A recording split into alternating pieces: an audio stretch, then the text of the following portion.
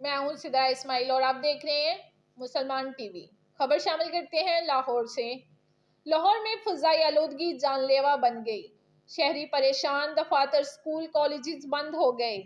پاکستان کے صوبائی دارالحکومت لاہور میں فضائی آلودگی کے باعث شہری پریشان، بیماریوں کا شکار ہونے لگے۔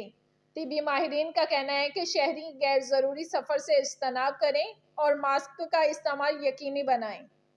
گزشتہ روز بڑھتی ہوئی اسموگ کے پیش نظر عدالت عالیہ نے ہفتے میں 2 روز ورک فرام ہوم کا حکم دیا ہے۔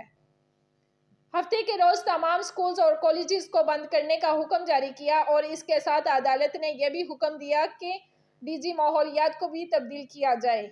بڑھتی ہوئی فضائی آلودگی کو پیش نظر رکھتے ہوئے